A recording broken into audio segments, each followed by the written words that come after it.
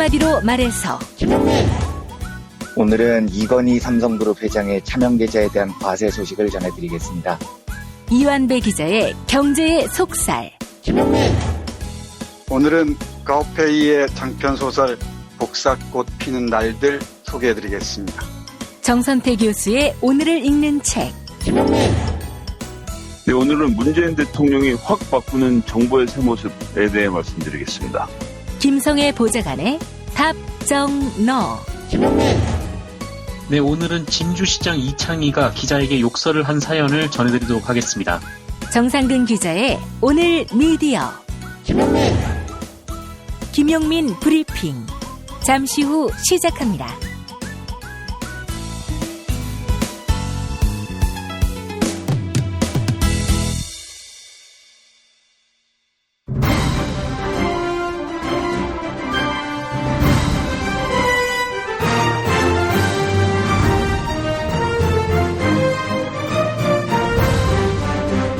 김용민 브리핑.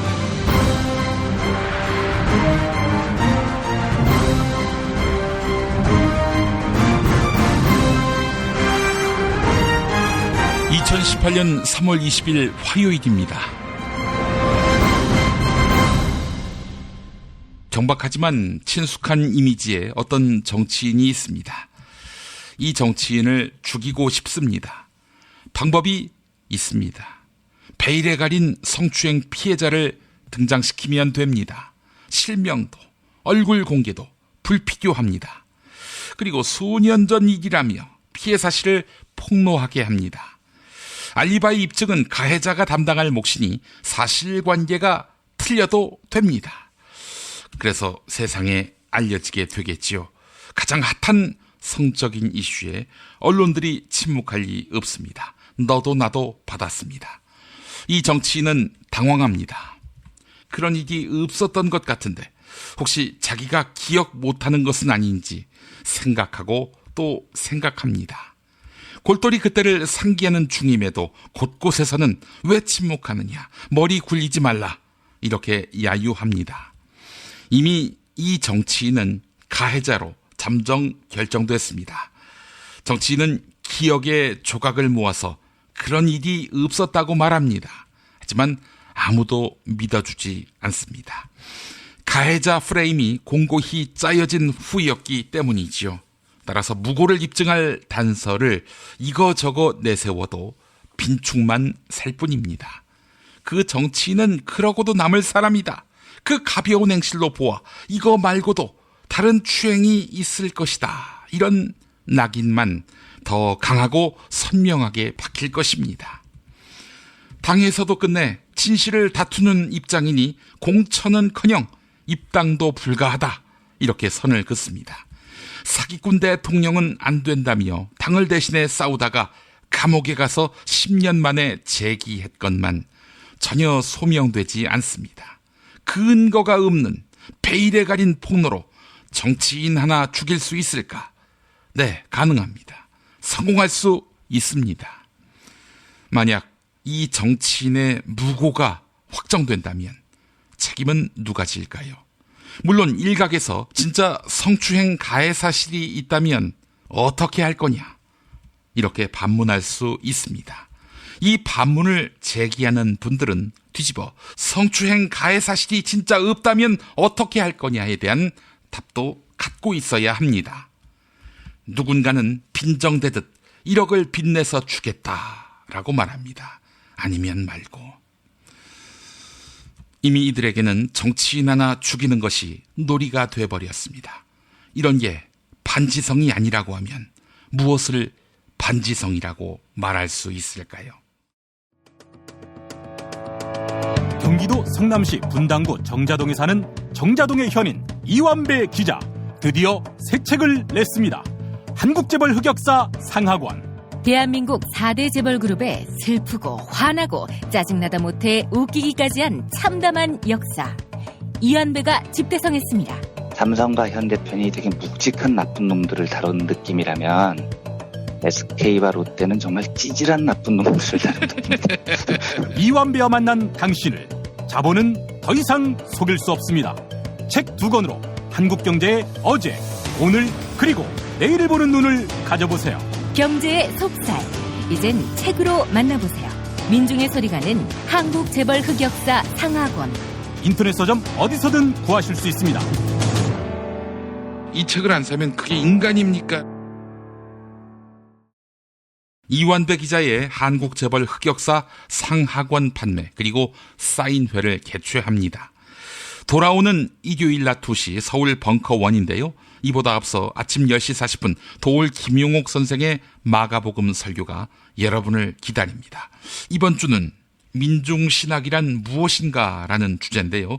도올 선생이 김용민 브리핑 애청자분들에게 이번 주 설교의 중심 취지를 알려왔습니다. 민중신학은 결코 군사독재 반대 투쟁 과정에서 생겨난 정치신학적인 입장이 아니다. 그것은 마가복음을 바르게 해석하는 과정에서 불가피하게 생겨난 성서신학의 입장이다. 다시 말해서 민중이라는 개념이 없이는 복음서가 바르게 해석될 수 없는 것이다. 안병문은 현대 물리학적 개념과도 상통하는 사건이라는 개념을 도입한다. 태초에 말씀이 있었던 것이 아니라 태초에 사건이 있었다는 것이다. 예수의 일대기를 다룬 복음서의 사건은 기본적으로 민중 사건인 것이다. 민중신학의 입장에서 마가복음 2장에 죄인과 의인, 세포도주와 세푸대, 인자는 안식일의 주인이라는 말씀을 해설한다. 돌아오는 일요일 설교는 민중신학에 관한 가장 참신하고 포괄적인 담론이 될 것이다. 잊혀질 수 없는 한국 사상의 창조적 단면, 어느 곳에서도 들을 수 없는 위대한 디스쿠르, 즉 위대한 담론이 펼쳐진다. 네, 이런 내용입니다. 여러분, 일요일 아침 10시 40분 벙커원에 오시기 바라겠습니다. 특별히 예배 후에 도올 선생의 종교 관련 서적 판매 그리고 사인회도 있습니다.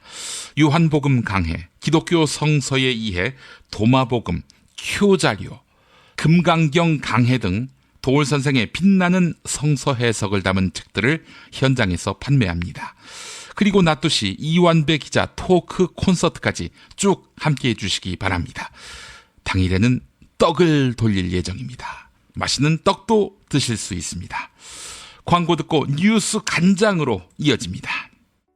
야, 너 홍어 판다 그랬지? 팔지. 근데 홍어가 진짜 그렇게 몸에 좋아? 아니 끝내준다니까. 우리 엄마 관절염인데? 홍어. 나 숙취는? 홍어. 마누라 다이어트는? 홍어. 큰 이모 변비? 홍어. 작은 형 소화불량은? 홍어. 여동생 피부? 홍어. 큰 누나 주름? 홍어. 명절 때 선물은? 홍어라니까. 근데 비싸지? 별나 싸고 열나 맛있는 홍어가 있다니까. 어디? 알싸한 홍어. 1599-6456.com 혹은 1599-6456 전화 주문도 가능합니다. 골반 잡자 바로 잡자 바디로직, 허리 통증 바로 잡자 바디로직, 몸매 교정 바로 잡자 바디로직, 자세가 좋아지는 골반 교정 타이즈 바디로직. 검색창에 골반 교정 바디로직. 삐딱한 남성 골반 허리에도 역시 바디로직입니다. 바디로직의 효과를 못 느끼셨다면 100% 환불해드립니다. 자세한 환불 조건은 홈페이지를 참조하세요.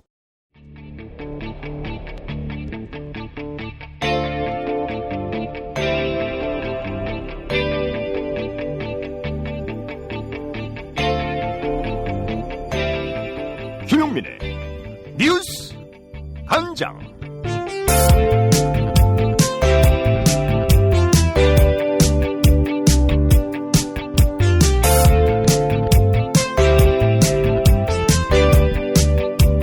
이명박 씨 못지않게 그의 부인 김윤옥 씨의 사법 처리 가능 여부에 관심이 집중되고 있습니다. 먼저 김윤옥 씨는 지난 1990년대 중반부터 10년 동안 자동차 부품업체 다스, MB가 나와 전혀 무관하다고 밝힌 다스의 법인카드를 사적인 용도로 사용한 것 아니냐, 이런 의혹을 받고 있습니다.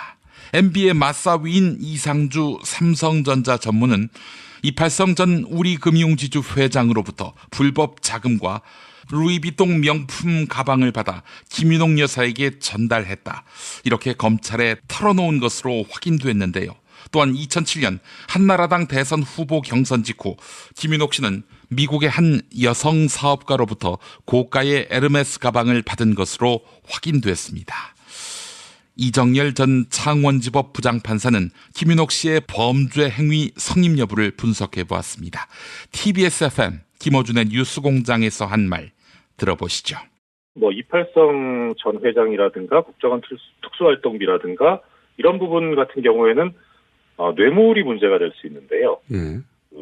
일단 뇌물죄는 공무원이어야만 이제 가능하긴 한데 지금 김윤옥 여사 같은 경우에는 공무원은 아니지 않습니까? 하지만은 이명박 전 대통령과 공범이 되면 그러면은 그 경우에는 뇌물수수죄가 성립이 될 수 있죠. 그리고 그다음에 재미교포 사업가 같은 경우에는 시점이 문제기는 한데 지금 이명박 전 대통령이 2007년도에 공무원은 아니었는데 만약에 대선 이후라면은 예컨대 당선 축하금이다 이런 차원이라면 공무원이 될 자인 경우에도 뇌물수수죄가 성립한다는 그런 법조문이 있거든요. 그러니까 이 경우에도 뇌물이 될 수도 있습니다. 그리고 법인카드 같은 경우에는 조금 달라질 수 있는데 일단 현재 검찰이 들여다보고 있는 것은 이 다스의 실소유주가 이명박 전 대통령이라는 거니까 그렇게 되면 이제 횡령이 될 수는 있어요. 횡령의 공범이 될 수 있는데 만약에 실소유자가 아니라면 좀 문제가 복잡해지죠. 예를 들어서 실제로 이제 실소유자가 아닌 실소유자인 사람으로부터 승낙을 못 받았다면 절도가 될 수도 있고요. 절도. 예. 그래서 이거는 좀 사실관계를 좀 확인을 해봐야 될 것 같습니다. 실소유주면 횡령이 되는 것이고 실소유주가 아니면 절도가 되는 거라고요? 절도도 될 수 있고 또 경우에 따라서는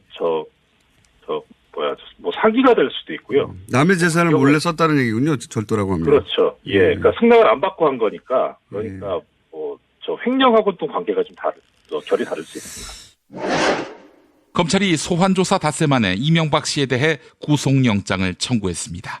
18가지 범죄 혐의 하나하나가 구속수사가 불가피할 정도로 중대하다는 것이 검찰의 영장 청구 사유입니다. 뇌물은 119억 원, 횡령액은 350억 원에 이른다는 것이 검찰의 조사 결과입니다. TBS FM 색다른 시선 김종배입니다에 출연한 최강욱 변호사는 법원이 구속영장을 필히 발부할 것이다. 이렇게 단언했는데요. 최강욱 변호사와 진행자 김종배 시사평론가의 대화 들어보시죠. 네, 저는 발부될 거라고 확신합니다. 그럼 확신의 근거도 말씀해 주시는 똑같은 이유입니까? 지금 말씀하신 바로? 네, 그렇습니다. 기본적으로 구속영장 발부의 요건을 충족하고 있고요. 예. 그다음에 법원이 영장을 심사하는 데 있어서 가장 중점적으로 들여다보는 것은 범죄 혐의가 어느 정도 소명되고 있느냐라는 걸 우선적으로 보죠. 그런데 지금 저희가 쭉 보도를 통해서 접했습니다마는 측근이나 핵심 신복들이 전부 자수서를 제출하는 형태로 본인의 잘못을 인정하고 또 이제 다스의 실소유주 등 기타 문제의 모든 것이 다 이명박 씨가 주범이다라는 진술을 다 한 상태입니다. 법원 입장에서 볼 때야 형, 조카, 아들, 사위 또 부인까지 관련이 돼 있는데 대부분의 사람들이 지금 다 인정을 하고 있단 말입니다. 범죄 혐의는 소명된 거고요. 그다음에 피의자의 태도가 어떤가를 봐야 되는데 그럼에도 불구하고 전면 부인을 하고 있기 때문에 이거는 범죄의 중대성에 비춰볼 때 증거인멸의 우려가 심각하다. 이렇게 해서 영장을 발부하는데 논리적으로 결함이 없을 것 같습니다. 문재인 대통령이 다음 주 월요일 대통령 개헌안을 발의하기로 했지요. 내일 발의하기로 했던 계획을 바꿔 국회의 개헌 논의를 기다리겠다. 이런 입장인데요. 야권은 즉각 반발했습니다. 자유한국당은 문재인 대통령의 행보는 제왕적 대통령제의 피해단을 단적으로 잘 보여주고 있다. 이렇게 주장했습니다. 한편 바른미래당은 이명박 씨에 대한 구속영장 청구를 끌어와 역대 대통령 모두 불행한 사태를 반복하게 된 원인은 권력이 집중된 구조적 피해단에 있다. 제왕적 대통령제의 피해단을 막기 위한 개헌이 이루어져야 한다라고 밝혔습니다. 하지만 한상희 건국대 법학전문대학원 교수는 우리나라는 이미 분권형 대통령제다. 국회가 권력 투쟁만 하고 있다며 제왕적 대통령제 운운하는 야당을 꼬집었습니다. CPBC 가톨릭 평화방송 라디오 열린세상 오늘 김혜영입니다에서 했던 말 들어보시죠. 조금 전에 말씀드렸듯이 이미 우리 체제는 미국식 대통령제가 아니라 분권형 체제이기 때문입니다. 예. 사실 이 분권형 체제가 어떻게 보면은 절충형으로 내각제와 대통령제의 장점만 살린다고 할 수는 있겠지만은 실제 그것이 자칫 잘못하면은 권위주의 체제로 넘어갈 수 있는 제왕적 대통령이 넘어갈 수 있는 가능성을 많이 가지고 있는 것이거든요. 그래서 상당히 위험한 제도입니다. 네. 그런데 지금 논의 과정을 보면은 분권형 대통령제라고 하면서 그 핵심은 국회가 총리를 뽑느냐 마느냐 여기에만 지금 매달려 있거든요. 예. 결국 국정의 주도권을 국회가 가져가겠다는 그 주장만 가지고 있는 거죠. 예. 그 이면에 어떤 국력이 분할된다든지 또는 경우에 따라서는 어떤 잘못되는 경우에는 권력이 지나치게 한 곳에 집중되는. 예. 그래서 내각제의 단점 중에 하나가 행정부와 입법부가 통합되는 방식이거든요. 예. 그래서 아주 강력한 그런 통치력이 발휘되는 경우도 있는데요. 바로 그런 가능성을 어떻게 차단하고 예방할 것인에 대한 논의는 전혀 없습니다. 네. 그러다 보니까 분권형 대통령제라는 주장 자체가 어떻게 보면 내용 없는 그리고 근거 없는 주장일 가능성이 많습니다. 자신도 성폭력의 피해자임을 밝히는 캠페인 미투 운동이 여권 인사들을 향해 집중되고 있는데요. 더불어민주당은 언론과 진실 공방을 벌이고 있는 정봉주 전 통합민주당 의원의 복당을 불허했습니다. 또한 민병두 더불어민주당 의원은 아무런 기득권 없이 자연인의 입장에서 진실을 밝히겠다. 이렇게 밝히며 국회의장에게 사퇴서를 제출한 상황입니다. 더불어민주당 최민희 전 의원은 정봉주 전 의원의 복당 불허는 당의 원칙에 따라서 이루어진 것이다. 민병두 의원의 사퇴는 너무 과한 대응이라는 여론이 있다. 이렇게 설명했습니다. 왜 민병두를 대하는 잣대와 정봉주를 다루는 잣대가 다르냐는 보수 패널 지적에 대해서 최민희 전 의원 어떻게 설명하는지 들어보시겠습니다. CBS 라디오 시사잡기 정관용입니다에서 했던 말 들어보시죠. 예, 우선 안희정 지사의 경우는 본인이 성폭행을 당했다고 피해자가 폭로를 했고 또 다른 피해자가 나왔습니다. 그러니까 이 건은 다른 건하고는 분리해야 된다고 생각합니다. 예. 그다음에 이제 정봉주 전 의원 같은 경우는 이게 성추행인지 성추행 미수인지 그때 정봉주 의원이 무슨 위력을 가진 위치였는지 아니면 상대방을 직업적 가치를 훼손할 위치였는지 이걸 잘 모르겠어요. 또 정봉주 전 의원은 우선 사실 무근이다라고 하니까 네, 주장하고 그래서 이게 있으니까. 예. 공방이 계속되고 있습니다. 그런데 이 상황에서 공방하고 있는데 복당 신청을 한 거잖아요. 네. 그러니까 이거는 그 복당의 과정에서 원칙이 있어요. 그 원칙에 따라 불허한 겁니다. 예, 그다음에 민병두 의원 같은 경우는 뭐냐면 제가 아까 30건에 달하는 그게 정확히 수치가 기억 안 나서 그 성추행과 관련한 추문이 있었을 때 그중에 윤리위에 들어갔다 본회의에 올라온 게 딱 한 건이에요. 강모 변호사 건입니다. 근데 그것도 제명으로 올라왔다가 3개월인가 2개월인가 출석 정지로 끝난 사건입니다. 그러니까 민병두 의원의 성추행의 경우 이게 의원직을 사퇴하거나 본회의장에서 제명할 사건인가에 대한 판단은 전 할 수 있다고 생각을 합니다. 과거 전례에 비추어서. 네, 그런 일이 여러 건 있었거든요. 그랬기 때문에 민병두 의원에 대해서 많은 분들은 그게 의원직을 사퇴할 사안이냐 이런 의문을 또 제기하고 있는 거거든요. 그러면 우리 당이 의원직 한석이 소중해서 그런 거 아니냐 그런 면도 있겠죠. 의원직 한석이 소중해서 이 건이 안희정 지사 건 같으면 당에서 그렇게 했겠습니까? 이거는 그 과거의 전례에 비추어서 이 정도는 너무 과한 대응이 아니냐. 그리고 지역구 주민들도 너무 과하다고 지금 계속 항의를 하고 있으니. 진실은 반드시 밝혀진다고. 무엇이 진실입니까? 대통령이라고 하는 지위를 진실을 밝히지 않는 데에 역이용해서. 김보영 아나운서가 함께합니다. 아프니까 팩트다. 안녕하세요. 아프니까 팩트다 김보영입니다. 평창 겨울올림픽에서 북한 예술단이 축하 공연을 선보인 데 이어 우리 예술단 공연도 다음 달 평양에서 열리게 됩니다. 이를 위해 가수 윤상 씨가 회담 대표단을 이끌고 판문점에서 북측 삼지연 관현악단 현송월 단장과 공연 내용을 협의합니다. 대중문화계 인사가 남북 접촉에서 수석 대표로 나서는 것은 이번이 처음인데요. 통일부는 우리 대중음악의 세대별 특징을 잘 아는 적임자를 선정한다는 방침에 따라 윤상 씨를 음악감독으로 선정했다. 이렇게 밝혔습니다. 통일부 백태현 대변인의 설명 들어보시죠. 그 대중음악 중심으로 되는 것 같고요. 그래서 그런 부분에 있어서 시일도 촉박하고 빠른 시일 내에 행사 준비를 해야 되는 관계. 그런데 가수 윤상 씨를 둘러싼 때 아닌 종북 논란이 벌어졌습니다. 보수단체 나라사랑 바른학부모 실천 모임의 대표 방자경 씨는 자신의 SNS를 통해 문재인 정권은 반대한민국 세력들과 한 편을 먹는다. 이렇게 말문을 열었는데요. 이어서 윤상 씨라면 김일성 찬양가 임을 위한 행진곡을 작곡한 간첩 윤희상, 5.18 관주 폭동 핵심으로 보상금을 받고 월북한 대동고 출신 윤기권, 김일성이 북한에서 만든 5.18 영화의 주인공 윤상원, 이들 중 누구와 가까운 집안입니까? 이런 글을 올렸습니다. 가수 윤상 씨가 윤씨이므로 이들과 관련이 있다는 것인데요. 방자경 대표의 글에 작곡가 김형석 씨는 본명이 이윤상입니다만 이렇게 짧은 답변을 남겼습니다. 윤상의 본명은 이윤상인데 활동명만으로 윤씨라고 가정하고 억지로 개연성을 주장한 것입니다.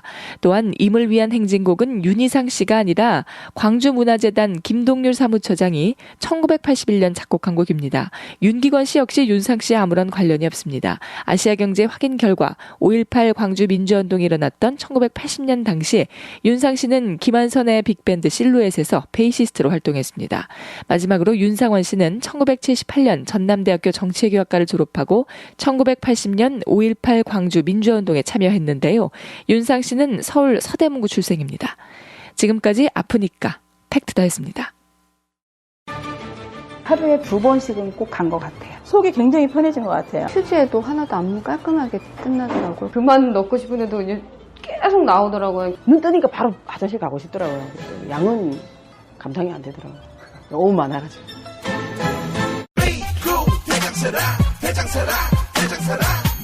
장실 굿모닝 화장실 바나 굿모닝 바나나. 검색창에 미궁 대장사랑.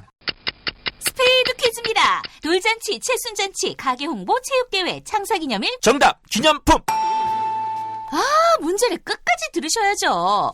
이럴 때 사용하는 판촉물이나 기념품, 답례품, 단체 선물 등을 취급하는 전문업체로서 국민을 위해 제대로 일하는 언론과 정당에 후원을 하는 판촉물 전문업체는 어디일까요? 정답! 네피알! 네? 어디라고요? 네피알!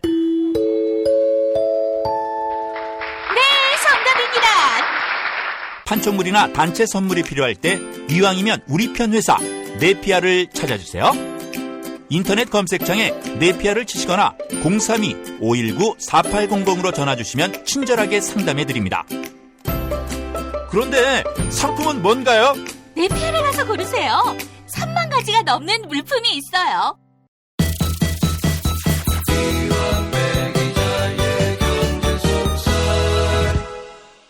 민중의 소리 이완배 기자 함께하겠습니다. 이완배 기자님. 네, 안녕하십니까? 예, 오늘 어떤 이야기 준비하셨습니까? 예, 오늘은 국세청이 이건희 삼성그룹 회장의 차명 계좌에 90%의 보유 과세를 부과한다라는 소식을 전해드리겠습니다.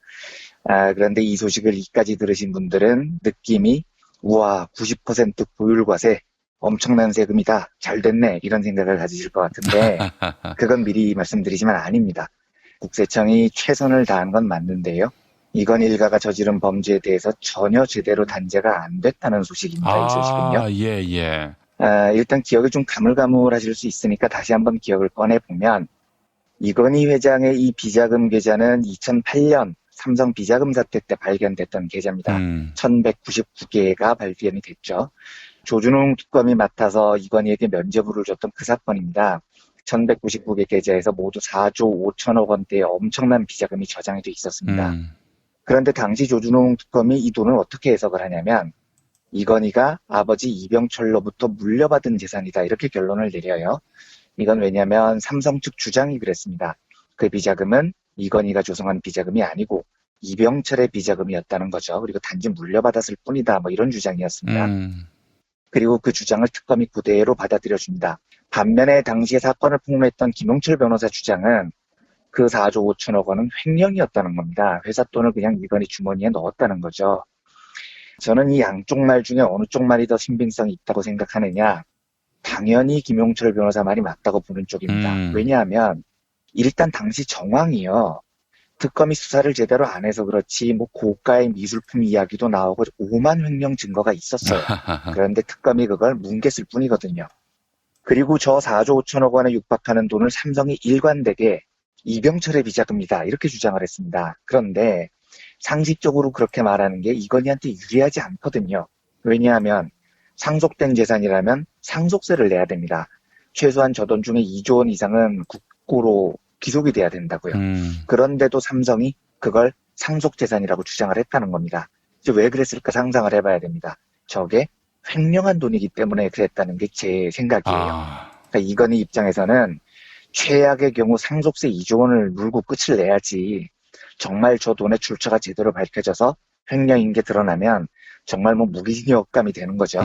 그러니까 이건희는 2조 원대의 상속세를 무는 한이 있어도 저걸 끝까지 상속이라고 주장을 한 겁니다. 그리고 이 주장을 조준웅 특검이 그대로 받아들여서 저 돈은 횡령이 아니고 상속받은 거다. 이렇게 면죄부를 줍니다. 예. 그런데 더 황당한 건 그래서 이제 저 돈 4조 5천억 원이 이병철의 비자금 계좌라고 삼성의 주장이 받아들여지니까 그 형이었던 이맹희 뭐 이런 사람들이 발끈한 겁니다. 야, 아버지 비자금을 왜 지가 혼자 홀라당 삼켜 나눠 갖자. 이렇게 소송을 걸어요. 형제들 사이에서요. 예. 이래서 이때 아마 기억들 많이 나실 텐데 이건희가 기자들 앞에서 형을 그 양반이라고 부르고 뭐 내 얼굴도 못 쳐다봤다 하고 막 막말을 늘어놓던 시기가 바로 요 소송 때입니다. 그런데 웃긴 건 이 소송에서 재판부가 어떻게 판결을 하냐면 4조 5천억 원은 모두 원래부터 이건희 재산이었다. 그러니까 이맹희는 몫이 없다. 이렇게 판결을 내려요. 제가 그 판결을 듣고 잠깐 타임 뭔 소리야. 2008년에 특검은 그걸 상속재산이라면서 면죄부를 줬는데 이제 와서 그게 상속재산이 아니고 이건희 재산이라는 건 뭐야. 그게 이건희 재산이면 어떻게 모았는지를 밝혀내. 횡령이라는 이야기잖아. 라고 외치고 싶었지만 비자금 재판은 이미 끝이 나버렸던 거죠. 그러니까 이 과정은 한국의 사법부가 이건희 일가의 재산 지켜주느라고 재판과 특검 수사를 완전히 고무줄로 개판으로 한 겁니다. 똑같은 사건인데요. 한 바구니에 든 돈인데 이건희가 횡령 혐의를 받으면 상속재산이라고 특검이 보호를 해주고요. 상속재산이니까 나눠 갖자고 그러면은 법원이 상속재산이 아니라고 실드를 쳐줍니다. 이런 개그 콘서트가 벌어졌었던 거죠. 지금 국세청이 과세하겠다고 나선 비자금 계좌가 바로 요 계좌입니다. 그런데 이 돈이 또 한 번 사기극에 휘말려요. 2008년 비자금 사건 당시에 아까도 말씀드렸지만 이건희와 삼성은 일관되게 이게 이병철의 돈이다라고 주장을 했는데요. 상속재산이라는 거죠. 그러면 상식적으로 상속세를 내야 되는 겁니다. 당연히 상속세만 제대로 걷어도 2조 원 넘게 국고에 귀속시킬 수 있었습니다. 그런데 이때 상속세를 못 걷었어요. 한국 사회가요. 왜 안 걷었냐면 공소시효 문제도 있었지만 이건희가 이 돈을 전부 사회에 환원해버리겠다고 약속을 해버린 겁니다. 그러니까 이때 논란이 많았거든요. 저 돈을 공소시효를 어떻게 해석하느냐에 따라서 상속세를 받을 수 있느냐 없느냐 이런 논란을 한참 할 때인데 이건희가 갑자기 그러지 마세요. 제가 그냥 깔끔하게 환원할게요. 이러면서 상속세 문제가 완전히 덮여버린 겁니다. 그러니까 자발적으로 다 내겠다는데 굳이 상속세를 거둘 이유가 없어져 버린 거죠. 그런데 그렇게 약속을 하고 상속세 문제를 피해간 다음에 이건희가 상속세를 냈느냐? 안 냈습니다. 그리고 이 돈을 싹 다 빼갔습니다. 그냥 돈을 들고 튄 거예요. 그러니까 이건 한마디로 말하면 4조 5천억짜리 초대형 대국민 사기극인 거죠. 그런데 이 초대형 사기가 성공을 합니다. 그래서 한국 정부는 2조 원이 넘는 상속세도 못 걷고 이제는 공소시효가 정말 완전히 지나버렸습니다. 그리고 전액을 이 일가가 다 틀고 튀는 모습을 그냥 지켜만 보고 있었던 겁니다. 국세청이 지금은요 이건희 찾아가 봐야 소용이 없습니다. 이미 들어 누워버렸지 않습니까? 물어볼 수도 없는 거예요. 아프다는데 어떻게 묻겠습니까? 그래서 지금 국세청이 할 수 있는 유일하게 남은 일이 차명 계좌에 대해서는요. 그 계좌에 받았던 이자, 배당, 요 소득에 대해서만 90%의 고율의 과세를 부과할 수 있습니다. 이걸 이번에 국세청이 한 겁니다. 그러니까 전체 4조 5천억 원이 아니고요. 4조 5천억 원에서 받았던 이자와 배당에 대한 과세만 한 겁니다. 그런데 이 이자와 배당이라는 게 얼마 안 돼요. 요즘 워낙 이자율도 낮고요. 배당도 안 주는 회사가 많아서 이자 배당 받은 거 다 조사해서 긁은 다음에 90%의 초고율 관세를 때렸더니 거둘 수 있는 돈이 1,000억 원 정도라는 겁니다. 그러니까 범죄 액수가 4조 5천억 원 이상이고요.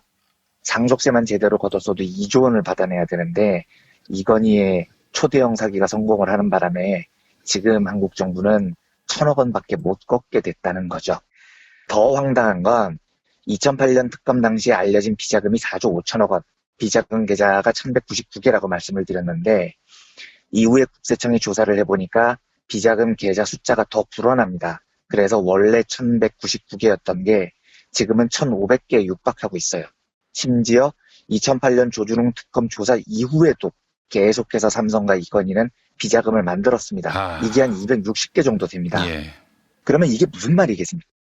얘들은요, 삼성 비자금 사건이라는 그 엄청난 일을 겪고도 계속 비자금을 챙겨왔다는 거예요. 왜 그랬을까요?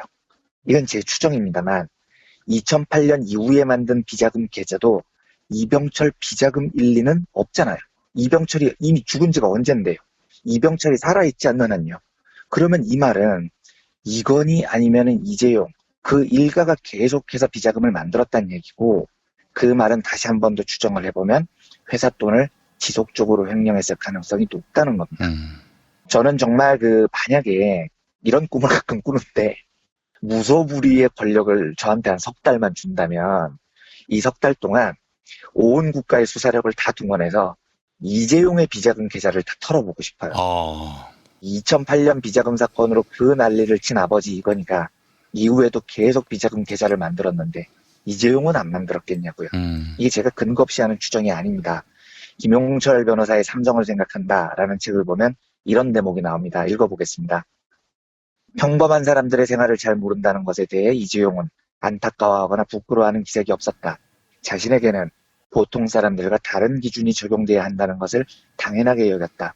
그날 이재용은 비자금이나 차명계좌는 모든 기업이 공공연하게 갖고 있는 것인데 왜 삼성에 대해서만 문제 삼는 것인지 모르겠다며 짜증스러워했다. 이런 대목이 나옵니다. 그러니까 이재용은 비자금 계좌를 당연하게 생각하는 사람이고 왜 자꾸 우리한테 시비를 거느냐면 짜증스러워했다는 사람이라는 겁니다. 그래서 저는 정말로 한번 털어보고 싶어요. 있는지 없는지요. 한 가지만 더 추가하겠습니다. 국세청과 금융감독원이 지속적으로 이건희 일가 비자금을 추적했는데요. 이건희 비자금 계좌가 1,500개 정도에 육박했는데 이걸 어디서 주로 만들었을까요?가 질문입니다. 최근에 금융감독원이 여러 개 비자금 계좌 중에 27개만 집중적으로 조사를 했습니다. 그런데 이 27개 계좌는 신한은행도 있고요. 한국투자증권도 있고요. 미래에셋대우도 있고요. 삼성증권도 있습니다. 당연히 삼성증권에서 비자금 계좌를 만드는 게 제일 편했겠죠. 여러 증권사에 분사를 한다고 해도요. 그런데 이 금감원이 27개 계좌를 조사를 했더니 미래에셋, 한국투자, 신한금융 나머지 3곳에서는 비자금 차명으로 있었던 그 계좌의 기록이 아직도 남아 있습니다. 그런데 삼성증권에 있는 비자금 계좌를 찾아봤더니 기록이 완벽하게 싸그리 싹 지워졌습니다. 완벽하게 백지가 돼버렸다는 겁니다. 그래서 금감원이 삼성증권 비자금 계좌에서는 아무것도 못 찾았습니다. 이게 지금 딱 27개만 조사를 해서 그런 거거든요. 그런데 제가 아까 그 2008년 특검이 찾아낸 계좌가 1,199개라고 말씀을 드렸죠. 예. 이때 1,199개 계좌 중에 삼성증권이 깔아놓은 비자금 계좌가 무려 918개였습니다.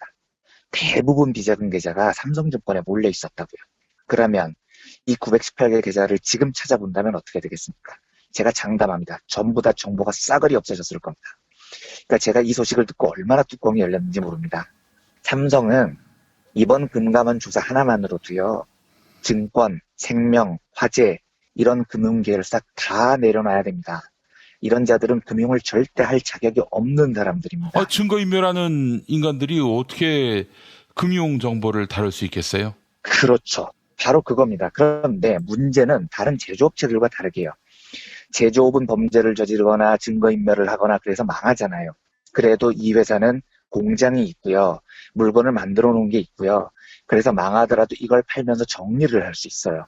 손실이 나면 책임을 이렇게 분산할 수 있습니다. 그런데 금융회사는요, 고객 돈을 관리하는 곳입니다. 삼성증권, 삼성생명, 지금 니들이 관리하는 돈은 니들 돈이 아니라고요. 고객들 돈이라고요. 삼성자동차가 망하면 공장 팔고 빚 갚고 하면 되지만 삼성증권, 삼성생명이 망하면 고객 돈이 물려서 망하는 겁니다. 그래서 금융은 정말로 정직해야 돼요. 망하면 이건희, 이재용이 망하는 게 아니고 고객들하고 함께 망하기 때문입니다. 그런데 그런 중차대한 고객의 돈을 관리하는 놈들이 회장 비자금 관리나 하고 앉아있어요. 회장 사금고 역할을 따까리처럼 하고 있습니다. 그리고 증거인멸이나 하고 있습니다. 저딴 새끼들이 이건희나 이재용이 필요하다면 고객이 맡긴 돈 들고 이건희, 이재용한테 안 갖다 바치겠냐고요. 이런 새끼들은 금융을 하면 안 되는 겁니다. 예. 제가 과거에 그 금산분리라는 원칙이 있다고 말씀드렸죠. 그러니까 원칙적으로는 한 그룹 안에 제조와 금융과 산업이 함께 계열사이면 안 되는 겁니다. 금융과 산업은 분리가 돼야 돼요. 왜냐하면 지금 같은 일을 막기 위해서인 겁니다. 제조와 금융이 한 그룹 안에 섞여 있으면 제조 계열사가 망할 때 오너가 야 금융 니네 돈 많잖아. 우리 제조 부실 계열사에 돈 좀 지원해. 이럴 가능성이 있거든요. 예. 근데 우리나라 기업들은 오너가 곧 법이니까요. 그리고 실제로 이런 일들이 굉장히 많았습니다. 그러니까 제조 계열사들끼리 그러는 건 물론 그것도 잘못이지만 그래도 그건 그럴 수 있다 쳐도요. 이런 일에 금융이 부도덕하게 말려들면 진짜 큰일 납니다. 고객 돈이 몰려 들어가기 때문입니다. 그래서 저는 요즘 카카오뱅크 이런 곳 출범을 보면서 이 금산분리 혹은 은산분리 이 규정이 너무 강해서 카카오뱅크 같은 곳들이 좀 보전을 하고 있거든요. 예. 왜냐하면 이제 카카오뱅크도 금융기관이니까 은행의 규모를 좀 키우려면 돈이 있는 제조업체들로부터 투자를 받아야 되는데 일정 금액 이상 투자를 못 받아요. 제조와 금융의 분리 원칙 때문에요. 그래서 이게 카카오뱅크 같은 신규 은행한테는 규제가 돼버리는 거죠. 그래서 카카오뱅크는 금산분리, 은산분리 규제를 좀 완화해달라고 주장을 합니다. 근데 제가 속으로 어떻게 생각하냐면 저는 포털로서 다음 카카오는 높게 평가를 안 합니다. 그리고 카카오 택시에서 돈 버는 거 굉장히 부정적으로 생각을 해요. 그런데 금융기관으로서 카카오뱅크의 시도는 상당히 높게 평가를 하는 쪽입니다. 예. 그래서 속으로 우리나라 은행들이 워낙 후졌으니까 카카오뱅크 같은 도전이 굉장히 의미 있다고 생각을 해요.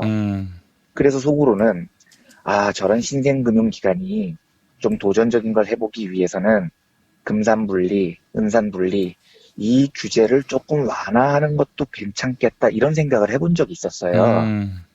그러다가 삼성증권이 저 지랄을 하는 걸 보고 안 되겠다 야. 더 강화하면 강화해야지. 재벌 새끼들이 금융기관 끼고 하는 짓이 이건희 비자금 계좌나 관리하고 있는데 저거 규제 완화했다가는 큰일 나겠다는 생각이 드는 겁니다. 그러니까 제가 무슨 이야기를 하고 싶냐면 재벌이나 재계에서 규제를 완화해달라고 주장을 하잖아요. 저 또한 모든 규제가 다 필요하다고 생각하는 사람이 아닙니다. 때에 따라서 도전적인 산업 발전을 위해서 규제를 완화할 필요도 있다고 생각을 해요. 그런데 왜 못하냐면요. 니네들 때문에 못하는 겁니다. 니네들 때문에요. 재벌들 니들이 저 분당치를 치고 다니기 때문에 그 비도덕한 짓을 하고 다니기 때문에 도저히 규제 완화 이야기를 저도 못 꺼내겠다고요. 이재용이 만약에 저 같은 위치에 있으면 금산분리 규제를 완화하겠습니까? 중간금융지주 도입 찬성하겠어요? 못하겠는 겁니다. 그거 하면 금융계열사가 완벽하게 이재용 지배 아래 들어가게 되는데 지금까지 삼성이 한 짓을 보면 삼성증권이 고작 하는 짓이 이건희 비자금 계좌 800개 만들어주고 그거 관리해주고 자빠져 있는 겁니다. 그리고 증거인멸이나 하고 있고요. 그러다가 삼성증권 망하면 고객돈 수조 원 날아갈 텐데 그걸 누가 책임질 겁니까? 지금 우리나라 산업 규제를 빠른 속도로 완화를 못하는 가장 중요한 이유는 재벌이 부도덕하기 때문입니다. 예. 니들만 조금 도덕적이면 분야에 따라서 규제 완화할 수도 있어요. 그런데 니들이 저지른 적분탕질 때문에 규제 완화를 못하고 있는 거예요. 그래서 국가 경제의 변화 속도가 느려진다는 겁니다.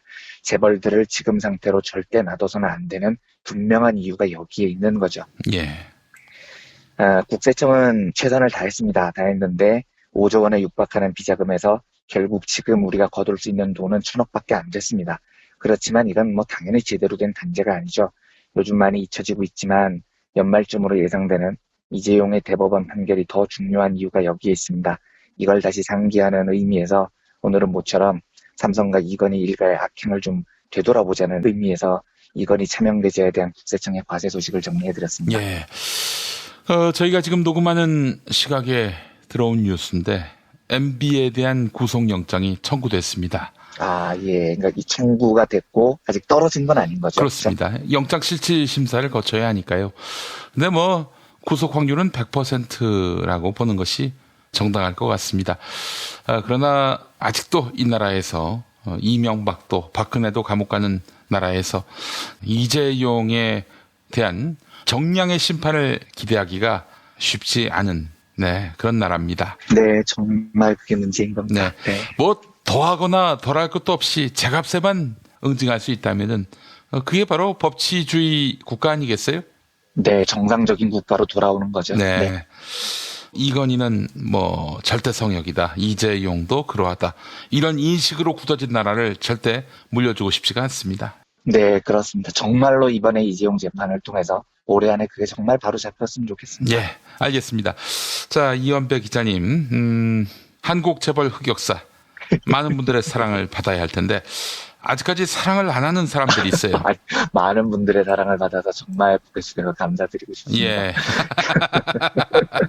자, 아직도 사랑하지 못하는 분들은 대우각성하시고 이번 주 일요일 3월 25일 낮 2시에 서울 충정로 벙커원, 벙커원으로 모이시면 감사하겠습니다.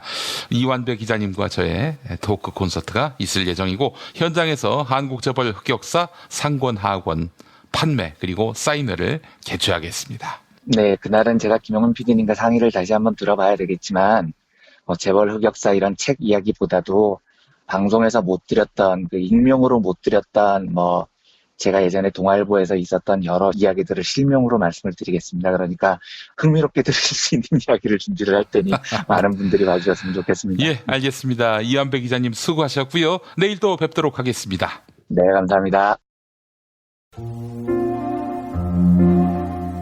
부모님의 생신 또는 기념일에 아주 특별한 선물을 준비하고 계십니까? 부모님의 소중한 일생을 되돌아볼 수 있는 기억의 책을 선물해보세요.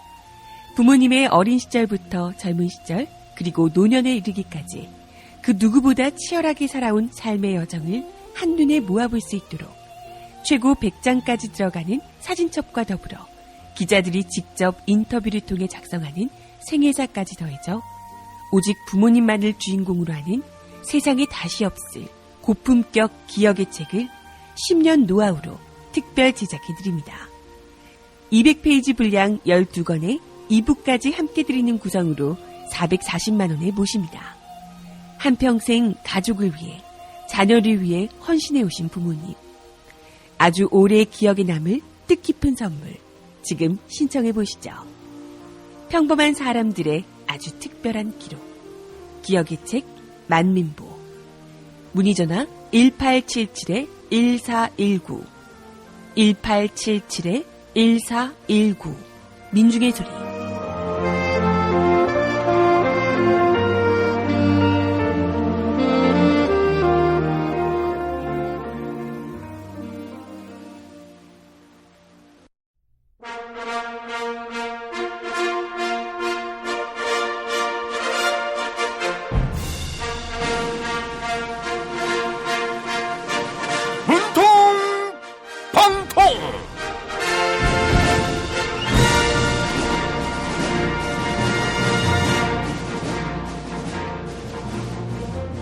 안녕하십니까. 바른미래당 인재영입 위원장 안철수입니다. 드디어 제가 한 달 만에 당무에 복귀해서 본격적인 인재 영입 작업에 돌입했습니다. 지방선거에 출마할 깨끗하고 유능한 인재를 찾는 것이 저의 목표입니다. 이르면 오늘부터 인재 영입 성과를 알리는 행사를 열 예정인데요. 네, 하루 만에 어떻게 인재 영입 결과가 나오냐고요? 그래서 제가 인재 영입 위원장 하는 거 아니겠습니까? 더불어민주당 박영선 의원이 말하기를 안철수가 서울시장 후보로 나오면 박원순 서울시장이 굉장히 불편해진다, 이렇게 말했습니다. 제가 강력한 경쟁자라는 이야기지요. 저는 인재영입위원장으로서 인재영입 1호로 안철수를 추천합니다. 현역 정치인 중에서 위인전까지 나온 위인 있습니까? 저 안철수가 후보로 나선다면 서울시장 선거의 구도가 안철수 보담론으로 이어갈 것입니다. 제가 이미 박원순 시장에게 서울시장을 한번 양보했으니 이번에는 박원순 시장이 보답할 차례 아니겠습니까? 네? 양보한 게 아니라 저의 아빠가 결사반대해서 못한 거 아니냐고요? 우리 아빠 괴롭히지 마십시오. 당이 저한테 인재영입위원장을 맡아달라고 요청했습니다. 저에게 인재영입에 대한 전권을 위임한 겁니다. 네, 거짓말 좀 그만하라고요. 안철수가 인재영입위원장 하겠다고 자기를 셀프 추천한 거 유승민 대표가 다 까발렸다고요? 유승민 대표님 정말 실망입니다. 이래서 제가 여의도 중앙당사가 있는데도 예전 국민의당 마포당사를 유지하는 것입니다. 언제든 딴 살림을 차릴 수 있도록 말입니다. 유승민 대표님, 지금은 깨끗한 우파, 그리고 개혁하는 보수, 이런 이미지를 세우려고 하시는데 적폐 중에 적폐, 박근혜의 비서실장이었지요. 유승민 대표님 생각하면 이 노래가 생각납니다. 가수 심수봉의 그때 그 사람. 네가 오면 생각나는 그 사람, 언제나 말이 없던 그 사람, 사랑의 괴로움을 몰래 감추고 떠난 사람 못 잊어서 울던 그 사람, 그 어느 날 차 안에서 내게 물었지, 세상에서 제일 슬픈 게 뭐냐고. 사랑보다 더 슬픈 건 정인이라며 고개를 떨크던 그때 그 사람, 외로운 병실에서 기타를 쳐주고 위로하며 다정했던 사랑 한 사람,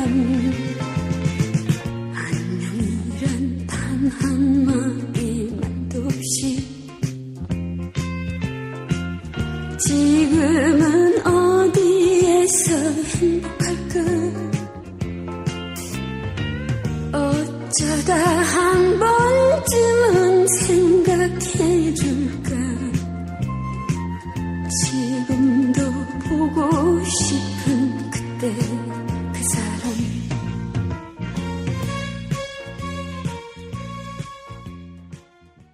오늘 녹음 끝나고 한 잔? 술 끊는다며. 새해가 되면 술 끊겠다는 결심들 많이 하시는데요. 네. 쓸데없는 짓 하지 마시고요. 네, 술친구미 있잖아요. 네이버에 술친구를 검색하세요. 멀쩡합니다, 진짜. 노력한 만큼 내어주는 자연.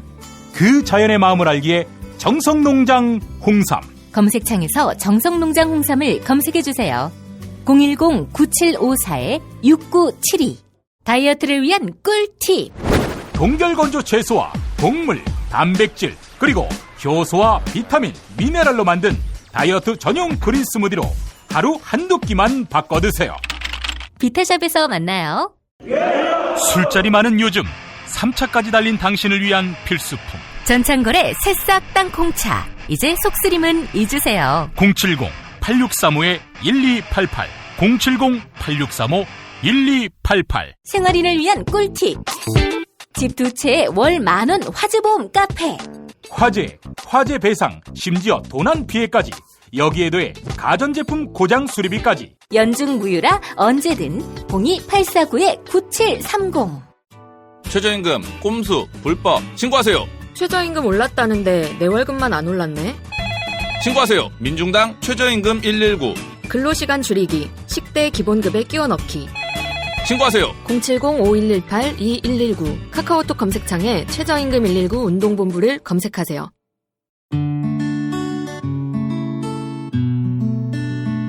당신과 내가 좋은 나라에서 그 정의로운 나라 그곳에 산다면 난 그냥 좋아서 웃기만 할 거예요.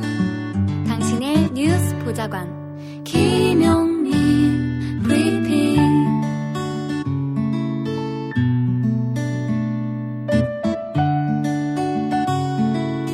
대한민국 뉴스 브리핑의 선두주자 김용민 브리핑. 계속해서 김보영 아나운서가 오늘의 날씨를 전해드립니다.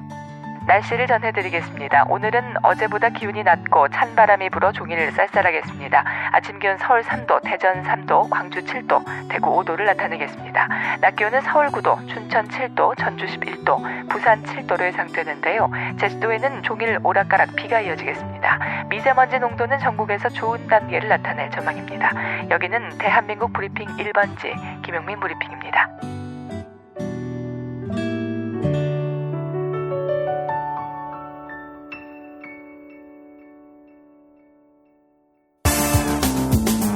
오늘을 읽는 책, 문학평론가인 국민대학교 국문학과 정선태 교수와 함께합니다.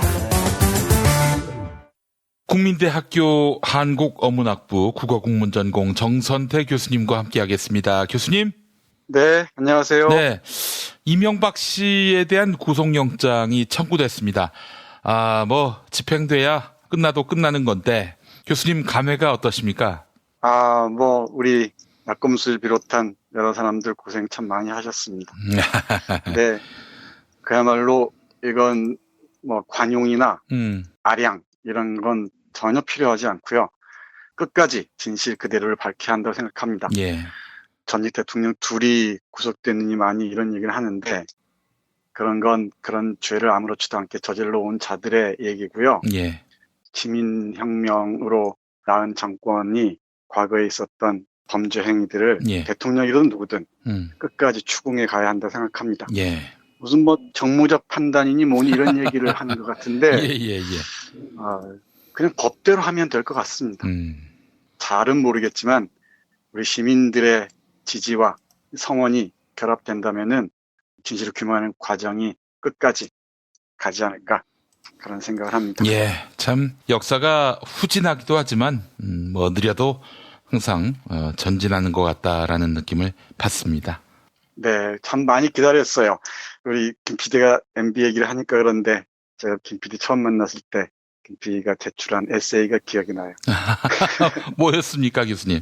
네, 아마 가르강티와 팡타그리엘이 아니었나 싶은데 예. 16세기 프랑스의 고전소설을 가지고 이명박을 풍자하고 비판하는 게 독보적이었습니다. 예. 근데 참 간절했죠. 이 시대 사기꾼을 정말 어떻게 응징할 수 있을까 고민들이 많았었는데 그게 벌써 8년, 9년이 됐네요. 그런데 교수님, 우리 국민들이 저 사람이 사기꾼인 걸 몰랐을까요? 다 알았죠. 제가 여러 차례 얘기를 했고 또 많은 사람들이 얘기를 하는데 우리 학생들이 특히 얘기를 하는데 MB라는 사람은 압축 고도 성장하에서 어떤 윤리 감각을 상실해버린 우리 대한민국 국민들의 어떤 욕망의 상징이다 라고 얘기를 했었어요. 예. 그러니까 대통령이라는 게 하나의 표상이라면은 우리 국민들의 그 가짜 욕망들을 끌어모은 그런 상징체로서 이명박을 얘기해야 될 것 같습니다. 예. 그러니까 MB를 비난하기 쉽지만은 혹시 내 안에 MB적인 욕망들이 또아리를 틀고 있지는 않은지 그 성찰이 가능해야 MB 비판이 설득력이 있겠죠. 예. 그러니까 MB가 모든 걸 잘못했고 나는 또는 우리는 자유롭다라고 얘기해서는 제가 보기에는 비판은 성립하지 않는다고 생각합니다. 그리고 비판하더라도 그건 허술한 비판이 되기가 십상이라고 생각하고요. 예, 알겠습니다. 자, 오늘 교수님과 함께 MB 구속영장 청구 소식 우선 짚어봤고요. 자, 오늘 어떤 책 소개해 주십니까, 교수님? 네, 좀 미리 힌트 좀 주시지. 그러면 MB와 관련된 책을 좀 고를 걸 그랬어요. 어제 오후에 갑작스럽게 영장 청구 소식이 날라들어서, 물론 갑작스러운 건 아니죠. 이미 다 예견을 했던 바인데요. 예. 내일 준비해 주시면 감사하겠습니다, 교수님. 네, 또 뭐 다음 기회가 있겠죠. 근데 MB 얘기를 여기서 하기가 참 어려워요. MB에 어울리는 어떤 책을 골라내기가 대단히 어렵습니다. 얼마 전에 얼마나 있어야 충분한가라는 책을 소개해드린 적이 있는데, 근데 MB를 떠올리기가 싫고요.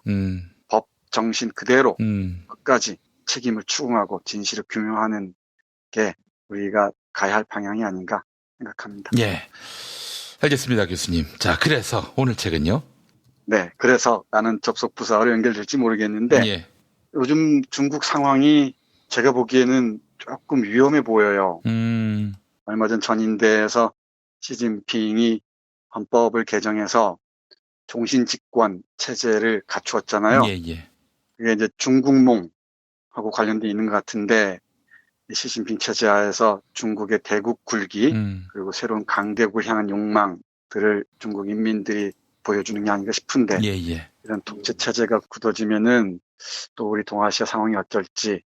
제가 중국을 뭐 많이 공부를 하지 않아서 잘은 모르겠습니다. 근데 제가 읽은 소설들 또는 이 문학 작품들을 통해서는 어느 정도 볼 수 있을 것 같습니다. 이 시간에도 뭐 몇몇 중국 작가들 소개해 드린 적이 있습니다. 옌랭커나 한샤오궁이나 이런 사람들 소개해 드린 적이 있는데, 옌랭커나 한샤오궁과 더불어서 위화, 수퉁, 모옌 등등과 함께 꺼페이라는 현대 중국을 대표하는 작가가 있습니다. 당대 중국을 대표하는 작가죠. 그 꺼페이의 대표작 중에 복사꽃 피는 날들이라는 작품이 있습니다. 500페이지가 훌쩍 넘는 대작인데요. 책 읽기를 좋아하시는 분들에게는 강력하게 추천하고 싶습니다. 현대 중국의 그 상황의 원점들, 기원들을 문학적으로 풀어놓은 게 아닌가 싶습니다. 이 제목부터 잠깐 설명을 드리면, 복사꽃 피는 날들기는, 복사꽃 하면은 동아시아 상징 체계에서는 각별한 의미를 지니고 있습니다. 복사꽃 또는 복숭아꽃 딱 하면 떠오르는 게 무릉도원이잖아요. 무릉도원 하면 또 도연명의 도화원기라는 짤막한 글이 생각날 테고요. 그리고 우리 안견이 그린 몽유도원도에서 그 복숭아 동산도 떠오를 줄 압니다. 복숭아꽃 또는 복사꽃이라고 불리는 그 꽃이 있는 정원을 하나의 상징으로 해서 동아시아인들, 그 중국인들은 이런 그 유토피아를 상상해 왔던 것 같습니다. 그리고 수많은 혁명의 시간들을 통과하면서 이 유토피아의 가능성을 타진했던 것도 우리가 잘 알고 있고요. 이 소설은 19세기 초반부터 신의 혁명을 전후한 시기까지 중국의 혁명가 또는 사상가들이 어떻게 유토피아를 꿈꾸었는가를 그리고 있는 작품입니다. 결론만 말씀드리면은 유토피아를 지향한 노력들이 다 실패로 돌아간다는 얘기입니다. 그 얘기를 제가 오늘 잠깐 해볼까 합니다. 이걸 통해서 시진핑이 구상하는 강대국 중국, 그리고 이 중국몽이라는 게 어떤 방향으로 나가야 될지 제가 문학을 공부한 사람 입장에서 말씀드려볼까 합니다. 이 소설의 주인공은 슈미라는 사람인데요. 여성입니다. 이 슈미라는 여성이 이 유토피아를 어떻게 그려가는가를 과정을 쭉 보여줍니다. 간략하게 말씀드리면 아버지는 중국의 봉건 시대의 은둔지사처럼 도화원, 복사꽃이 피는 정원을 상상하는 인물입니다. 그리고 장자유안이라는 사람은 근대 혁명을 꿈꾸는 사람이었고요. 신의 혁명을 상상하시면 될 것 같습니다. 그리고 왕관창이라는 사람은 화자서라는 실제 그 유토피아를 상상하고 실천에 옮기는 사람입니다. 근데 그게 실패로 돌아간다는 것이고요. 그걸 이어받아서 슈미라는 여성이 푸지라는 장소에서 새로운 유토피아를 꿈꿉니다. 그런데 우리가 도화원기에 보면은 이렇게 적혀 있어요. 토지는 평탄하고 넓었으며 집들이 정연하게 들어서 있고 기름진 밭과 아름다운 못, 뽕나무가 대나무가 있었다. 이렇게 적혀 있고요. 이 도화원기에 딸린 그 시 한 편을 잠깐 보면은 어린이는 뛰놀며 노래하고 머리가 희끗한 노인은 유유히 걸으며 즐기네. 풀이 무성하면 계절이 좋은 것을 알고 나무가 시들면 바람이 거센 것을 아네. 달력을 적지 않아도 사계절이 바뀌면 저절로 한 해가 간다. 조용하고 담담한 즐거움이 넘치니 어디에 지혜를 부릴 것인가 이렇게 적혀 있는데 예. 상상만 하면 정말 꿈결 같은 곳이죠. 근데 이런 꿈결 같은 곳을 현실화하려고 하는 순간은 많은 무리가 따른다는 것입니다. 그래서 이런 건 하나의 그 단절된 섬처럼 보이기 쉽고요. 그 안에서 유토피아를 꾸리다 보면은 많은 폭력이 따른다는 것도 이 소설에서는 정확하게 얘기하고 있습니다. 예. 그리고 이런 획일적인 삶을 사람들에게 강요할 우려도 있다는 거죠. 그 부분 잠깐 읽어볼까요? 그러나 놀라운 것은 미친 아버지의 구상이 뜻밖의 토비의 소굴에서 현실이 되었다는 사실이다. 여기서 말하는 토비는 도적으로 이해하시면 될 것 같습니다. 일단은 그녀가 본 이 회랑은 사방으로 통해 있어 부드러운 거미줄처럼 각 집의 정원과 서로 연결되어 있었다. 회랑의 양쪽에는 물길 말고도 화단과 물을 비축하는 못이 있었다. 못 가운데는 수련과 연꽃이 심겨 있어 뜨거운 여름 태양 아래서 포동포동한 꽃잎이 이미 살며시 돌돌 말려 있었다. 물이 지은 고추 잠자리떼가 못 가운데서 물을 찍으며 날고 있었다. 모든 집에 똑같이 깜찍하고 정교한 정원이 있었고 정원 한가운데는 우물과 두떼기 전도의 채소밭이 있었다. 창문은 일률적으로 호수 쪽으로 나 있고 심지어 창문의 모양조차 모두 같았다. 낙원을 그리고 있는 것처럼 보이지만은 여기서 우려하는 것은 획일성의 문제입니다. 예. 유토피아 드림이라고 제시하면서 그걸 실천하는 과정에서 겪는 이 어려움이라는 거죠. 이런 획일성을 강조하다 보면은 공간적 배치도 물론이지만은 사람들에게도 획일화된 요구를 하게 되겠죠. 예. 그러다 보면은 이에 반대하는 자발적인 개인들 그리고 다양성을 실현하려는 개인들은 억압과 배제의 대상이 되겠죠. 그러다 보니까 혁명의 과정에서 살상은 피할 수 없는 일이 되고 만다는 것입니다. 어떤 인물의 얘기를 인용하면 이래요. 혁명은 바로 사람을 죽이는 거예요. 이치를 따지자면 돼지를 잡는 기술과 별반 차이가 없어요. 모두 흰 칼을 찔러 넣었다가 붉은 칼을 빼는 수작이라고요. 이런 혁명은 피를 동반할 수밖에 없다는 성찰이 오롯하게 드러나 있습니다. 예. 그래서 이런 혁명을 하는 과정에서는 많은 사람들이 폭력에 희생되기 마련이라는 것도 또 이 커페이라는 작가는 주목하고 있는 것 같습니다. 중국의 오랜 그 혁명과 반혁명을 통해서 그리고 1949년 중화인민공화국 수립 이후에 또 문화대혁명 과정에서 이런 피를 얼마나 많이 봤습니까? 제가 우려하는 것은 1978년 개방 이후에 문학의 자유, 표현의 자유가 활성화하면서 중국 문학이 대단히 의미 있는 길을 걷고 있는데 그래서 중국에 대한 비판도 다양한 출구를 통해서 드러나고 있고요. 근데 시진핑 체제가 독재 체제로 간다면은 혁명이라는 이름으로 중국의 꿈을 실현하겠다는 이름으로 이런 개인적인 자유나 개성들의 발랄한 표현들이 억압되지 않을까 그런 생각을 합니다. 예. 그래서 이 커페이의 복사꽃 피는 날들의 또 하나의 우려를 보면 이렇습니다. 획일화와 표준화의 문제이기도 한데요. 어떤 인물의 말을 빌려서 이렇게 말합니다. 그녀는 푸지 사람들을 모두 같은 색, 같은 모양의 옷을 입는 같은 사람으로 만들려고 해. 마을의 각 가구의 집은 크기와 양식이 모두 똑같아야 해. 마을의 모든 땅은 누구에게도 속하지 않지만 동시에 또 모든 사람에게 속한 것이기도 해. 마을 전체 사람들은 함께 땅을 갈고 일을 해서 함께 밥을 먹고 함께 등을 끄고 잠을 자며 모든 사람들의 재산은 모두 똑같아. 집에 비치는 태양의 양도 같고 집집마다 지붕 위에 떨어지는 비와 눈의 양도 같아야 하며 모든 사람의 웃음도 똑같고 심지어 꾸는 꿈도 모두 같아야 하지. 이 정도 되면 지옥이죠. 그러니까 이 혁명을 꿈꾸었던 것은 충분히 가능한 일이나 또 유토피아 드림이라는 것은 어떤 운명인지도 모르죠. 그게 이데올로기화하고 현실화하는 과정에서는 이런 어려움이 따른다는 것입니다. 그래서 이 소설의 주인공 슈미는 자신이 구상했던 푸지라는 이상향을 포기하고요. 결국은 깊은 자기 그 성찰로 접어듭니다. 그러면서 함께 사는 사람들의 자발적 의지, 구성원들의 개성들을 존중하는 새로운 세상을 꿈꾸면서 서서히 죽어간다는 얘기입니다. 제가 이 소설을 소개하면서 강조하고 싶은 것은 우리 시민들이, 우리 구성원들이 꿈꾸는 것은 외부의 힘 또는 뭐 강력한 지도자의 힘에 의해서가 아니라 인간 각자의 내부에서 자발적으로 생겨나는 게 바로 혁명의 동력이 돼야 한다는 것입니다. 예. 그러니까 위대한 지도자에게 우리의 삶을 맡긴다는 것은 금방 제가 읽어드린 것처럼 어떤 획일화나 표준화의 길로 갈 수 있다는 것이죠. 예. 뭐 우리 시민들이 그러지는 않을 줄 압니다만은 요즘에 제가 가끔 SNS를 보면은 지금 저는 SNS를 많이 하지 않습니다만은 댓글 같은 걸 보면은 이문덕 이런 말 들어보셨죠? 예, 들어봤습니다. 이것이 모두 문재인 덕분이다. 어떤 심정인지는 충분히 이해합니다. 예. 그러나 그 문재인 대통령은 우리 시민들의 표상이잖아요. 이것이 모두 문재인 덕분이 아니고 이것이 모두 깨어있는 우리 시민들 덕분입니다. 시민이 문재인을 만들었으니까요. 그렇죠. 저는 우리 시민들, 개개인들이 가지고 있는 그 시민의식, 그 표상이 문재인 대통령으로 드러나는 것이죠. 예. 그래서 우리는 문재인 보유국이다 얘기하지만은 우리는 이런 강력한 자발성을 지닌 강력한 깨어있는 시민 보유국이라고 얘기하는 게 맞을 것 같습니다. 예.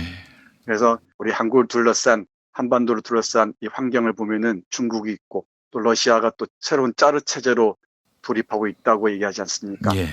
푸틴이 24년간 장기 집권을 현실화하고 있잖아요. 그리고 일본의 그 우경화도 우려할 만하고요. 저는 한반도가 특히 대한민국에 깨어있는 시민들이 동아시아의 어떤 민주주의, 정말 의미 있는 민주주의를 전파할 수 있는 하나의 출발 지점이 되기를 간절히 바라면서, 그리고 이게 또 우리 대한민국뿐만 아니고 나아가서 한반도 그리고 동아시아의 새로운 세상, 그리고 이 상상력으로 풍요로운 그런 정치적 감수성을 키우는데 우리가 중요한 의미 있는 역할을 할 수 있을 것이라고 생각합니다. 예. 갑자기 시진핑이 떠올라서 시진핑 독재화 과정이 우려스러워서 이 카페2의 복사꽃 피는 날들을 골랐는데요. 예. 참 좋은 작품입니다. 훌륭한 작품이니까 한번 읽어보시고 우리 동아시아의 길, 중국의 길도 물으면서 지금 우리는 어떤 위치에 있는가도 함께 돌이켜 보셨으면 좋겠습니다. 사실은 이제 루신과 같은 사람도 있었고요. 중국에도 시대를 초월하는 위대한 지식인들이 있었는데 왜 민주주의 실험이 중국에서는 거의 한 번도 없었는지 참 이해가 안 됩니다. 없진 않았죠. 그러니까 신의 혁명 이후에 덕 선생과 사 선생이라고 하는데요. 중국어식으로 음차를 해서 디모크라시와 사이언스, 그래서 민주주의를 향한 움직임들이 있었는데 그게 국민당에 의해서 왜곡되면서 그리고 공산주의를 받아들인 마오쩌둥에게 권력이 옮겨가면서 이런 많은 굴곡을 겪어오는 것 같습니다. 예. 중국 문제는 제가 공부가 짧아서 잘은 모르지만 문학 작품을 통해서 우리 청취자 여러분들께 틈나는 대로 소개해드리도록 하겠습니다. 좋은 작품들이 참 많습니다. 예. 마지막으로 말씀드리면 이 좋은 작품을 잘 안 팔린다는 게 참 저는 속이 상해요. 이런 책들도 책꽂이에 꽂아두시면은 언젠가 아마 손짓을 해올 줄 압니다. 예. 알겠습니다. 정선태 교수님 오늘 말씀 잘 들었습니다. 네, 고맙습니다.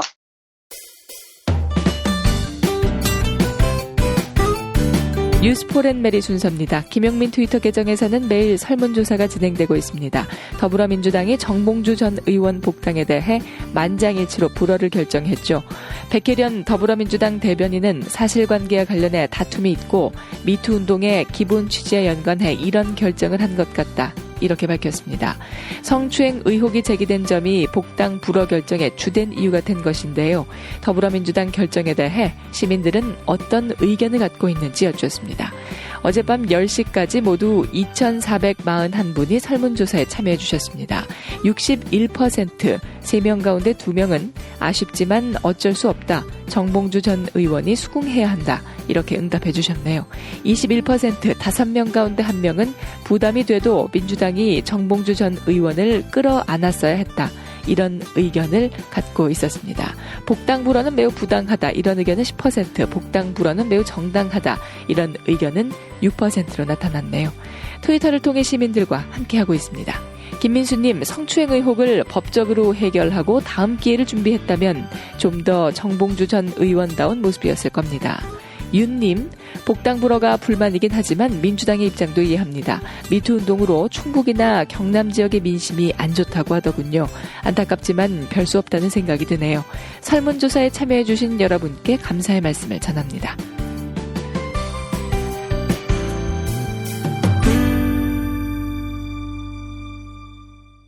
그 PPL 타임 김종인이라고 봐요. 미공 대장사랑, 사용 후기 읽어드리도록 할게요. 그 남자친구가 처음 소개해 주었을 적에 먹게 됐는데, 이제는 그 남편이 됐다고 봐요. 남편보다 내가 더 찾아 먹기 때문에 저를 헤비 유저로 만들어줬다고 보는 거지. 좋은 추억 만들어준 미공 대장사랑, 1522-8972, 1522-8972 검색창에서 미공 대장사랑 입력해야 한다고 봐요. 네피알에서 이하 작가의 작품으로 세분 대통령 머그컵을 사은품으로 준비했습니다. 3월부터 네피알에서 주문하시는 고객님 중 50만 원 이상 구매 고객부터 대상자인데요. 김대중 대통령님, 노무현 대통령님, 그리고 안철수 대통령님 머그컵, 제가 아니라 문재인 대통령님이라고요. 실망입니다. 150만 원 구매하시면 3분 컵 다 드립니다. 네피알로 가자. DJ 이종황입니다. 제임스 티스푼과 손잡고 프리미엄 차 전문몰로 새롭게 단장한 전창걸 몰닷컴. 새싹의 생명력을 전해주는 새싹 땅콩차 T169g 2개를 사시면 하나 더 드리고, 나의 몸을 가볍게 해주는 이집트 신의 붉은 유 제임스 티스푼 히비스커스 1+1 행사 놓치지 마시기 바랍니다. 프리미엄 차는 www.전창걸몰닷컴 여기를 찾아주시기 바랍니다. 참고나 그 다음에는 새싹 땅콩차 100개 사면 차 한 대 선물해라. 나는 볼보. 김무성입니다. 일자리 대책이 나왔지요. 비정규직과 청년들의 정당 민중당은 오래전부터 다양하게 비정규직 청년들의 일자리 대책에 관심을 가져왔습니다. 비정규직 장애인 해고 반대, 노동 탄압 분쇄, 일자리 대안 마련 촉구 등등 여러분의 편에 서왔습니다. 청년들에게 희망을 주고 또 청년의 미래를 지키는 당 민중당. 청년들은 민중당으로 가세요. 우리 자유당처럼 부자 챙기기에 바쁜 당은 청년들까지 못 챙깁니다. 민중당으로 가세요. 예, 구속된 전 경제부총리 최경환입니다. 바디 로직 입고만 있어도 골반을 바로 세워준다고 광고했는데 구매 후기 하나 볼까요? 시어머니 몸이 많이 불편하신데 만족하시는 모습에 기분이 너무 좋고 저도 한번 사용해보고 싶어졌어요. 자, 입었다 하면 만족 또 만족. 검색창에서 바디로직. 야, 자유당 너희도 바디로직 사서 입어라. 어때, 다리가 불편하냐? 면회 한번 안 와? 한때 실세였던 나한테. 탄핵 때문에 뭐 이야기를 전달을 하려고 해도 길을 막고 듣질라나요. 해족 수준으로 쪼그라든 한국 보수. 회생의 길은 과연 있을까?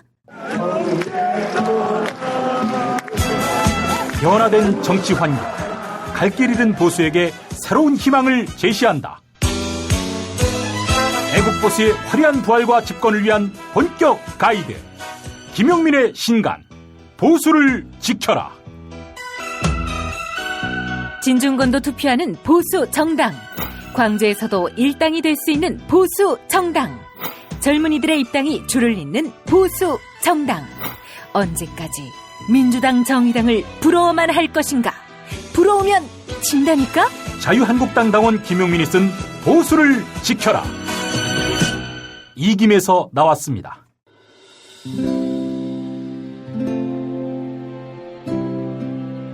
그러니까 목사님은 우리 남북 관계에 있어서도 큰 정기를 마련해 주셨습니다. 늦봄 문익환 목사 탄생 100주년. 민주화와 통일운동을 위해 11년 4개월간 옥고를 마다하지 않은 행동하는 양심. 오늘 우리가 누리고 있는 이 민주주의 또 문익환 목사님 덕분이 아주 큽니다. 그가 24년 동안 살았던 서울 강북구 인수복로 통일의 집이 6월 1일 문익환 통일의 집 박물관으로 거듭납니다. 사람들이 이렇게 항상 북적북적 이렇게 했던 공간이라 아버지한테만 아니라 우리 모두들한테 굉장히 큰 의미가 있는 통일의 역사를 기억하며 통일의 길을 모색하는 문익환 통일의 집 박물관 기념사업 추진위원으로 함께해 주시겠습니까? 이건 단지 어떤 유가족들의 유산이 아니라 우리 시대가 가지고 있는 유산이기 때문에 자세한 안내는 포털 사이트에서 문익환 통일의 집을 입력해 주세요.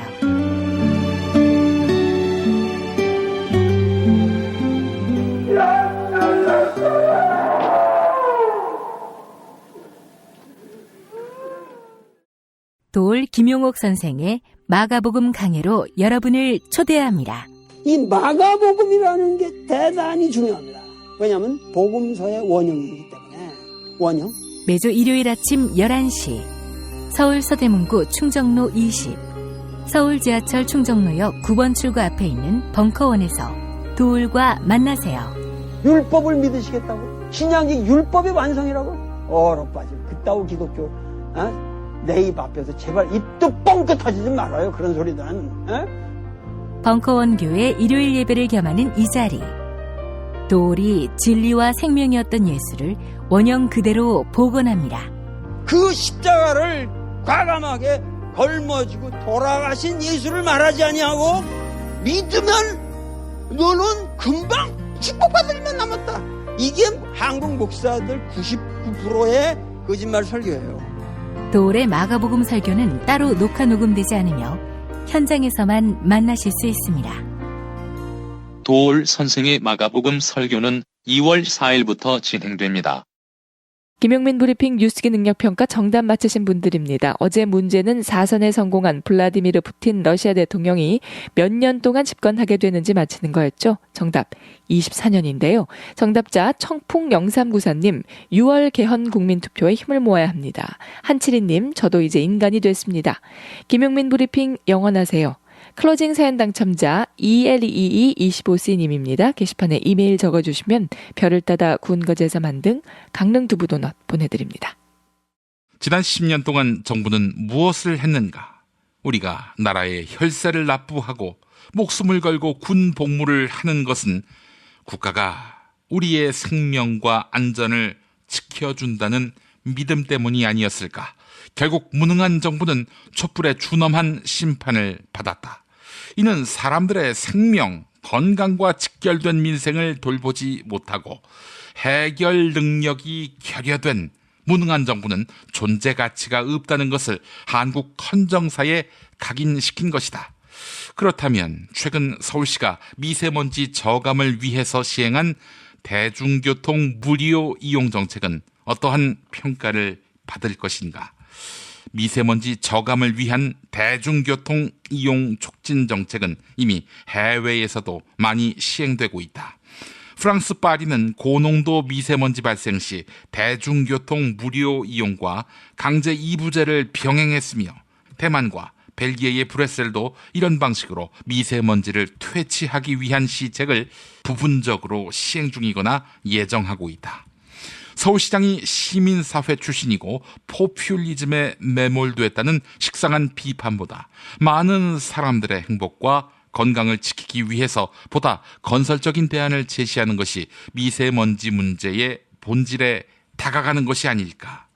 건강과 행복을 위해 필요한 합리적 수준의 비용을 기꺼이 지불하고 제도의 시행으로 인한 불편함을 감수하면서도 깨어있는 정부 소비자로서 과연 어떤 정부가 미세먼지 문제를 해결하는 비전과 능력이 있는지 지켜볼 것이다.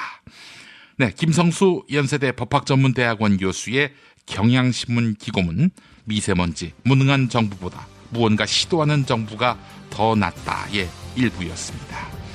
2018년 3월 20일 김용민 브리핑 1부였습니다. 2부도 올라옵니다. 많은 다운로드 부탁드립니다.